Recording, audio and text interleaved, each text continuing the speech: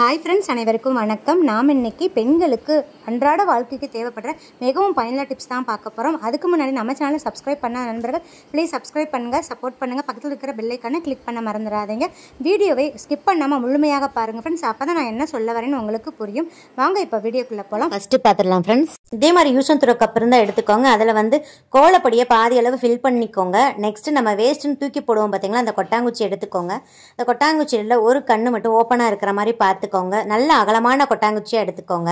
இப்போ நம்ம இதை எதுக்கு யூஸ் பண்ண போகிறோம்னா, பத்தி ஸ்டாண்டாக தாங்க யூஸ் பண்ண போகிறோம். இதை அப்படியே நம்ம பூஜை அறையில் வச்சிட்டோம்னா இந்த பத்தி எரிஞ்சிடும். அந்த சாம்பல் கீழே ஃபுல்லாக ஆகும், வீடு ஃபுல்லாக பரவுங்க. அதுவே பார்க்குறதுக்கு நல்லாவும் இருக்காது. அது இல்லாமல் எப்போ பார்த்தாலும் கூட்டிகிட்டே இருக்க வேண்டியதாக இருக்கும். இப்போ நம்ம இதில் ஏற்றி வச்சிட்டோம்னா அந்த சாம்பல் ஃபுல்லாக இந்த கொட்டாங்குச்சியில் தான் இருக்கும். பாருங்கள், கொஞ்சம் கூட சுற்றி எந்த டஸ்ட்டுமே இல்லை, க்ளீனாக இருக்கும். ஸோ இந்த டிப்ஸ் ரொம்ப எஃபெக்டிவாக இருக்கும். கண்டிப்பாக ட்ரை பண்ணி பாருங்கள். இப்போ நெக்ஸ்ட் டிப் பார்த்துடலாம். இப்போ நம்ம வேஸ்ட்டுன்னு தூக்கி போடுற பால் பாயிண்ட் பென் மூடி இருக்கும்ல, அதை நம்ம இனிமேல் தூக்கி போட வேண்டாங்க. அதை நம்ம நல்லா ஒரு ஆர்கனைசராக யூஸ் பண்ணலாம். இப்போ இந்த மூடியோட அந்த கைப்பிடி மாதிரி இருக்குது பார்த்தீங்களா, அதில் டபுள் சைட் டேப்பை இந்த மாதிரி ஒட்டிடுங்க. இப்போ நம்ம எதுக்கு யூஸ் பண்ண போகிறோம்னா, வாசலுக்கு வெளியே நம்ம ஊதுபத்திலாம் ஏற்றி வைப்போம். இந்த கதவுலலாம் ஏற்றி வைப்போம். சில பேர் இந்த கதவு இடுக்கில் ஏற்றி வைப்பாங்க. அந்த கதவுலலாம் அந்த பத்தியோட கங்கு பட்டு எரிஞ்சிருங்க. சில பேர் கீழே வைப்பாங்க, குழந்தைங்களாம் ஓடி வருவாங்க, தட்டி விட்டுருவாங்க. ஸோ இதை நம்ம நிலவாசல் இருக்குது பார்த்தீங்களா வெளியே, அதில் நம்ம இதை பேஸ்ட் பண்ணிடுங்க. பேஸ்ட் பண்ணிவிட்டு இதுக்கு மேலே நம்ம ஊதுபத்தியை வச்சோம்னா பார்க்குறதுக்கு அழகாகவும் நீட்டாக ஆர்கனைஸ்டாக இருக்குங்க. ஸோ இந்த மாதிரி நம்ம வச்சோம்னா பாருங்கள், அந்த கதவுலையும் நமக்கு படாது, நல்ல ஸ்பேசியஸாக இருக்கும், பார்க்குறதுக்கும் நீட்டாக இருக்கும். கண்டிப்பாக ட்ரை பண்ணி பாருங்கள். இப்போ நெக்ஸ்ட் டிப் பார்த்துடலாம் ஃப்ரெண்ட்ஸ். இதே மாதிரி காலியான ஸ்வீட் பாக்ஸ் இருந்துச்சுன்னா நல்லா கழுவி வாஷ் பண்ணி எடுத்து வச்சுக்கோங்க. இந்த ஸ்வீட் பாக்ஸை பேக் சைடில் திருப்பி வச்சுக்கோங்க. இப்போ இதே மாதிரி கம்பி எடுத்துக்கோங்க. கம்பியை தீயில காமிச்சிட்டு அந்த ஸ்வீட் பாக்ஸோட பின்புறத்தில் ஃபுல்லாக அந்த மாதிரி ஹோல் போட்டு விட்டுருங்க. வீடியோ காமிக்கிற மாதிரி எல்லா இடத்துலையுமே சுற்றி ஓட்ட போட்டுருங்க. இப்போ இந்த பாக்ஸில் சைடில் டபுள் சைட் டேப்பை ஒட்டிடுங்க. இப்போ நம்ம இதை எங்கே பேஸ்ட் பண்ண போகிறோம்னா, சிங்க்குக்கு மேலே இருக்கும் பார்த்தீங்களா டைல்ஸு, அதில் தாங்க பேஸ்ட் பண்ணி விட்டுறணும். இந்த டைல்ஸை நல்லா க்ளீன் பண்ணிவிட்டு பேஸ்ட் பண்ணுங்கள். அப்போ தான் டபுள் சைட் டேப்பை ஒட்டுங்க, இல்லாட்டி ஒட்டாது. இப்போ நம்ம இதில் எதை வச்சு ஆர்கனைஸ் பண்ண போகிறோம்னா, நம்ம ஸ்க்ரப்பரு சோப்பு இதெல்லாம் வச்சுருப்போம் பார்த்தீங்களா, அதை நம்ம அப்படியே வச்சிட்டோம்னா ஒரு மாதிரி பேட் ஸ்மெல் வந்துடும். ஸோ இதில் வச்சிட்டோம்னா எக்ஸ்ட்ரா அந்த தண்ணி எல்லாம் கீழே வடிஞ்சிருங்க, நமக்கு அந்த மாதிரி பேட் ஸ்மெல்லாம் வராது. ஸோ இது நல்ல ஒரு டிப்ஸு. இதுக்குன்னு ஆர்கனைசர் நம்ம கடையில் காசு கொடுத்து வாங்க தேவையில்லைங்க. இப்போ நெக்ஸ்ட் டிப் பார்த்துடலாம் ஃப்ரெண்ட்ஸ். இப்போ கடையிலிருந்து முட்டையை வாங்கிட்டு வந்த உடனே இந்த மாதிரி தண்ணீரை போட்டு செக் பண்ணி பாருங்கள். இப்போ நம்ம சமைக்கிறதுக்கு முன்னாடி இந்த மாதிரி செக் பண்ணி பார்த்தோம்னா எது ஃப்ரெஷ்ஷான முட்டை அப்படின்னு நம்ம கண்டுபிடிச்சிக்கலாங்க. கெட்டுப்போன முட்டை எதுன்னு நமக்கு ஈஸியாக தெரிஞ்சிடும். இப்போ இதே மாதிரி ஒரு அகலமான பாத்திரம் எடுத்துக்கோங்க, அதை ஃபுல்லாக தண்ணி வச்சுக்கோங்க. இப்போ முட்டையை இந்த தண்ணியில் போட்டு விடுங்க. தண்ணியில் போட்ட உடனே அது கீழே பாத்திரத்தோட கீழே போய் அப்படியே செட்டில் ஆயிடணுங்க. அதாவது அந்த முட்டை அந்த பாத்திரத்தில் கீழே போய் இப்படி படுக்க வசத்தில் அப்படி நின்றுக்குங்க. படுக்க வசத்தில் இந்த மாதிரி இருந்துச்சுன்னா நல்ல ஃப்ரெஷ்ஷான முட்டை அப்படின்னு அர்த்தங்க. சில முட்டை நம்ம போடும்போது அப்படியே கீழே போயிட்டு இப்படி செங்குத்தாக நின்றுக்கும். அது ஒரு 4-5 நாள் ஆன முட்டை அப்படின்னு அர்த்தங்க. அதையும் சமைக்கலாம், ஒன்றும் தப்பு கிடையாது.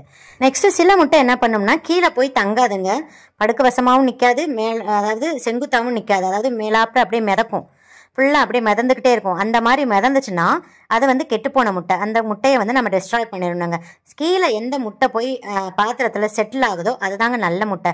ஸோ இன்றைக்கி நாம் வாங்கிட்டு வந்ததில் எல்லா முட்டையுமே கீழே போய் தங்கிடுச்சுங்க. எல்லாமே நல்ல முட்டை தான். ஸோ இந்த மாதிரி நம்ம செக் பண்ணி பார்த்துக்கலாங்க. இந்த மெத்தட் ரொம்ப யூஸ்ஃபுல்லாக இருக்கும். இப்போ நெக்ஸ்ட் பார்த்துக்கலாம் ஃப்ரெண்ட்ஸ். இப்போ கடையில் இருந்து முட்டையை வாங்கிட்டு வந்த உடனே நல்லா வாஷ் பண்ணிடுங்க. வாஷ் பண்ணிவிட்டு நல்லா தொடச்சிட்டு இது மேலே குக்கிங் ஆயிலை அப்ளை பண்ணிடுங்க. எல்லா முட்டையிலையும் குக்கிங் ஆயிலை அப்ளை பண்ணிவிட்டு முட்டை வைக்கிறதுக்குன்னு ட்ரே வச்சுருப்போம்ல, அதில் அந்த முட்டையோட ஷார்ப்பான பகுதி உள்நோக்கி இருக்கிற மாதிரி பார்த்து வச்சுக்கோங்க. இதை நீங்கள் ஃப்ரிட்ஜ்லேயும் ஸ்டோர் பண்ணலாம், இல்லாட்டி வெளியிலையும் வச்சுக்கலாங்க. நீண்ட நாட்கள் கெடாமல் இருக்குங்க. இப்போ நெக்ஸ்ட்டு பார்த்துடலாம் ஃப்ரெண்ட்ஸ். இப்போ நமக்கு வீட்டில் முட்டை இருக்கும் போதே நம்ம மறந்துட்டு ஃப்ரெஷ்ஷாக முட்டையை வாங்கிட்டு வந்துடுவோங்க. ஆனால் வீட்டில் நம்ம பழைய முட்டையை தான் நம்ம ஃபஸ்ட்டு சமைக்கணும். ஆனால் நமக்கு சமைக்கிறப்ப கன்ஃபியூஸ் ஆகும், எது புதுசாக வாங்கிட்டு வந்த முட்டை எது பழைய முட்டைன்னு தெரியாது. அதனால் வீட்டில் இருக்கிற பழைய முட்டை மேலே நம்ம இதே மாதிரி நெயில் பாலிஸெல்லாம் மார்க் பண்ணி வச்சிடணுங்க. நெயில் பாலிஸ் இல்லாதவங்க இதே மாதிரி பொட்டை கூட முட்டையில் ஒட்டி வச்சிடணுங்க. இந்த மாதிரி ஒட்டி வைக்கிறதுனால எது பழைய முட்டைன்னு நம்ம கண்டுபிடிச்சி ஃபஸ்ட்டு நம்ம அதை சமைச்சிடலாங்க. இதனால் முட்டை நமக்கு வீணாக போகாமல் நம்ம ஃப்ரெஷ்ஷாக சமைச்சிக்கலாங்க. ஸோ கண்டிப்பாக இந்த மெத்தடை ட்ரை பண்ணி பாருங்கள். இப்போ நெக்ஸ்ட்டு பார்த்து இந்த மாதிரி கொஞ்சம் ஃபேடான நைட்டிலாம் நம்மக்கிட்ட இருக்கும் பார்த்தீங்களா, அதை தூக்கி போடாமல் அந்த மேலே இருக்கிற அந்த டாப் போர்ஷனை கட் பண்ணிடுங்க. வீடியோவில் காமிக்கிற மாதிரி இதை தலைகீழாக திருப்பி போட்டுருங்க. திருப்பி போட்டுட்டு இந்த மாதிரி அப்படியே ஒன்று சேர்த்துட்டு ரப்பர் பேண்ட் போட்டுருங்க. இதை ஒரு கவர் மாதிரி ஆயிரும். அதே மாதிரி பெண் குழந்தைகள் இருக்கிற வீட்டில் இதே மாதிரி வேஸ்ட்டுன்னு தூக்கி போடுற ஃப்ராக்லாம் இருக்குங்க. அதில் வந்து அந்த எலாஸ்டிக் போர்ஷனை உள்புறமாக திருப்பி போட்டு ரப்பர் பேண்ட் போட்டுருங்க. இது ஒரு கவர் மாதிரி ஆயிரும். இப்போ வந்து இந்த மாதிரி கிரைண்டருக்கு தான் நம்ம மாட்ட போகிறோம். இப்போ கிரைண்டரில் இந்த வயர் இருக்கும் பார்த்தீங்களா, ப்ளக் பாயிண்ட் வயரு, அதை வந்து நல்லா இதில் சொருகி விட்டுருங்க. இதை மாட்டாது, அதனால் இதே மாதிரி நம்ம மிக்சிக்கு மாட்டினோம் பார்த்தீங்களா, அதே மாதிரி ஹேட்ச் கிளிப்பை மட்டும் மாட்டி விட்டுருங்க. இப்போ நாம் ப்ரிப்பேர் பண்ணி வச்சுருக்கிறேன் அந்த கவர் இதில் மாட்டிடலாங்க, ஈஸியாக மாட்டிடலாம். இந்த மாதிரி நைட்டியும் நான் மாட்டி காமிச்சிருக்கேன். அதே மாதிரி அந்த ஃப்ராக்கில் மாட்டின கவரையும் நான் மாட்டி காமிச்சிருக்கேன். பாருங்கள், சூப்பராக மாட்டியாச்சு. என்னட்ட இருக்கிறது இந்த மாதிரி சிங்கிளாக டேபிள் டாப்பில் தான் இருக்குது, அதனால் ஈஸியாக நான் மாட்டிக்கிட்டேன். உங்ககிட்ட என்ன டைப் இருக்கோ அதுக்கு தகுந்த மாதிரி நீங்கள் இதே மாதிரி வேஸ்ட்டை தூக்கி போடுற கிளாத்தில் யூஸ் பண்ணி நீங்கள் போட்டுக்கோங்க. ஸோ இதெல்லாம் நம்ம ஆன்லைனில் வாங்கினோம்னா 200 300 ஆகுங்க. ஸோ நம்ம ஏன் வேஸ்ட்டாக மணி செலவு பண்ணணும்? ஸோ இந்த மாதிரி நம்மக்கிட்ட இருக்கிறத நம்ம வேஸ்ட்டுன்னு தூக்கி போடாமல் யூஸ் பண்ணிக்கலாங்க. இப்போ வெஜிடபிள்ஸ் எப்படி கெட்டு போகாமல் ஸ்டோர் பண்ணலான்னு பார்க்கலாம். இப்போ கடையிலிருந்து வாங்கிட்டு வந்த உடனே காய்கறிகளை வந்து நல்லா தொடச்சிட்டு இப்போ வந்து இந்த மாதிரி குக்கிங் ஆயிலை வந்து நல்லா தடவி விட்டுருங்க. குடமிளகாயில் நல்லா அப்ளை பண்ணி விட்டுருங்க. இப்போ இந்த கேரட்டில் வந்து சீக்கிரம் அழுகி போயிடும். அது வந்து இந்த டாப் போர்ஷனையும் பாட்டம் போர்ஷனில் தாங்க சீக்கிரமே அழுகும். அதை கட் பண்ணிடுங்க. கட் பண்ணிவிட்டு வேறு எங்கனையாவது அழுகிருந்தால் அந்த போர்ஷனையும் கட் பண்ணிடுங்க. அதே மாதிரி முள்ளங்கிலையும் அதே மாதிரி பாட்டம் டாப்பை கட் பண்ணிடுங்க. கட் பண்ணிவிட்டு ஆயிலை வந்து அந்த பாட்டம் டாப்லையும் அப்ளை பண்ணி விட்டுருங்க. எல்லா காய்கறிலையுமே அப்ளை பண்ணி விட்டுருங்க. கத்திரிக்காயாகட்டும், என்ன காய்கறி வச்சுருக்காங்களோ எல்லாத்துலேயும் ஆயில் அப்ளை பண்ணிடுங்க. இப்போ நெக்ஸ்ட்டு வந்து இதே மாதிரி நியூஸ் பேப்பர் எல்லார் வீட்டில் இருக்கும். உங்கள்கிட்ட டிஷ்யூ பேப்பர் இருந்தாலும் எடுத்துக்கலாம். அதில் வந்து இந்த காய்கறிகளை வந்து நான் வீடியோவில் காமிக்கிற மாதிரி நல்லா ரோல் பண்ணிடுங்க. அதே மாதிரி குடமிளகாயும் ரோல் பண்ணிடுங்க. ரோல் பண்ணிவிட்டு இதே மாதிரி பிளாஸ்டிக் கவர் இருக்கும் பார்த்தீங்களா, அந்த பிளாஸ்டிக் கவருக்குள்ளே வச்சு விட்டுருங்க. அதே மாதிரி தாங்க புதினா இலைகளையும் கொத்தமல்லி இலைகளையும் வாங்கிட்டு வந்தீங்கன்னா நல்லா க்ளீன் பண்ணிடுங்க. ஒரு கெட்டுப்போன இலைகளும் இருக்கக்கூடாது. அதே மாதிரி அந்த வேறு பகுதியையும் கட் பண்ணி போட்டுருங்க. கட் பண்ணி போட்டுட்டு இதே மாதிரி ரோல் பண்ணிடுங்க. டிஷ்யூ பேப்பர் ஆகட்டும் இல்லை நியூஸ் பேப்பர் எதுவாக இருந்தாலும் அதில் ரோல் பண்ணி வச்சுக்கிட்டிங்கன்னா 15 நாள் ஆனாலும் அப்படியே வாடி போகாமல் சூப்பராக இருக்குங்க. இதே மாதிரி தான் புதினா இலைகளையும் கொஞ்சம் கூட அந்த கெட்டுப்போன இலைகள் இருக்கக்கூடாது. அப்படியே அந்த அந்த வேர் பகுதியை மட்டும் கட் பண்ணிவிட்டு ரப்பர் பேண்ட் போடுறதுனாலும் போட்டுக்கலாங்க, இல்லாட்டி அப்படியே கூட நீங்கள் வச்சுக்கலாம். அப்படியே இந்த மாதிரி நியூஸ் பேப்பரில் ரோல் பண்ணி எந்த கண்டெய்னரில் நீங்கள் எப்பயுமே ஸ்டோர் பண்ணுவீங்களோ அதை நம்ம ஸ்டோர் பண்ணி வச்சுக்கலாங்க. இந்த மாதிரி காய்கறிகளை நம்ம ஸ்டோர் பண்ணிக்கிற பட்சத்தில் 15 நாள் ஆனாலும் கெட்டு போகாதுங்க. சில பேருக்கு மார்க்கெட்டுக்கு ரொம்ப தூரமாக இருக்கும், அடிக்கடி போய் வாங்க முடியாது. அவங்களுக்குலாம் இந்த டிப்ஸ் ரொம்ப யூஸ்ஃபுல்லாக இருக்கும். காய்கறிகள் சில டைம் அதிகமான விலை விற்கும். அப்போ நம்ம கம்மியாக விற்கும் போதே வாங்கி இந்த மாதிரி ஸ்டோர் பண்ணிக்கலாங்க. மணியும் சேவ் பண்ண மாதிரி இருக்கும். எப்பயுமே ஃப்ரெஷ்ஷான காய்கறிகள் சாப்பிட்ட மாதிரி இருக்குங்க. இப்போ நெக்ஸ்ட்டு பார்த்துடலாம். இப்போ இந்த மாதிரி ஃப்ரெஷ் பட்டாணி அப்புறம் பட்டர் பீன்ஸ்லாம் வாங்கிட்டு வருவோம். அது அப்படியே கவர்லேயே வச்சுருக்கிறதுனால அந்த ஈரப்பதத்தினால மேல் தோல்லாம் அழுகி போயிடும். ஸோ அந்த மாதிரி செய்யாமல் வாங்கிட்டு வந்த உடனே இதே மாதிரி உரிச்சிட்டு ஒரு பாக்ஸில் போட்டு வச்சுருங்க. தனித்தனியாக பாக்ஸில் போடுறதுக்கு பதில் ஒரே பாக்ஸில் அந்த நடுவில் வந்து கார்ட்போர்டு அட்டை, ஏதாவது இந்த அட்டைகள்லாம் கிடைக்கும் பார்த்தீங்களா, டிவி அட்டை, இந்த மாதிரி அட்டை இருக்குதுன்னா அதை வந்து நடுவில் வந்து இந்த மாதிரி சொருகி விட்டுருங்க. கட் பண்ணி சொருகிட்டிங்கன்னா ஒரே பாக்ஸில் 2 பொருள் வச்ச மாதிரி இருக்கும். ஃப்ரிட்ஜில் வந்து இடமும் சேவ் ஆகும். ஸோ ட்ரை பண்ணி பாருங்கள். இப்போ நெக்ஸ்ட் டிப் பார்த்துடலாம். இப்போ எல்லார் வீட்லேயும் டிஷ்வாஷர் லிக்விட் வச்சுருப்பீங்க.